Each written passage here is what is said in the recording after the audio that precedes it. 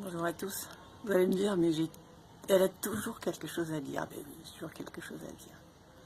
Alors c'est vrai que ce matin, après ma pratique du matin sur la terrasse, j'ai repensé à un sutra. Alors c'est vrai que il y a un des textes de référence du yoga, c'est les Yoga Sutras de Patanjali.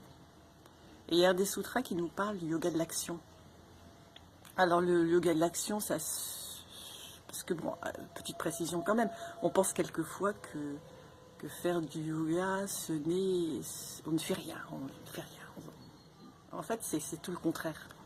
On dit tout le temps, alors justement, je reviens à ce sutra en particulier, le yoga de l'action qui finalement, pour le résumer, c'est les 3 étapes dans le yoga, c'est agir, oui, se mettre en action. Alors c'est vrai que Patanjali parle de tapas. Alors c'est travailler son corps, c'est travailler son alimentation. Voilà, on n'est pas dans l'immobilité. La deuxième étape, c'est de travailler sur soi, parce que c'est aussi un travail qui est important.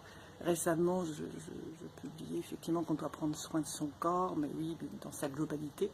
Donc, mieux se connaître.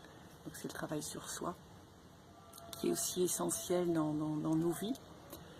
Et la troisième étape, qui n'est pas la moindre, qui je pense est vraiment aussi importante, c'est d'accepter, en fait, accepter. Accepter que tout ne dépend pas que de nous. C'est aussi, dans la pratique du yoga, c'est accepter nos limites. Voilà, donc c'est ce qui me venait dans ma pratique, parce que, comme vous, moi j'ai des limites.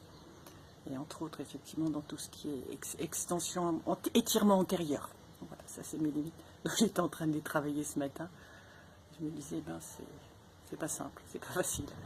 Voilà, c'était la petite pensée du matin après ma pratique. À bientôt, je vous embrasse.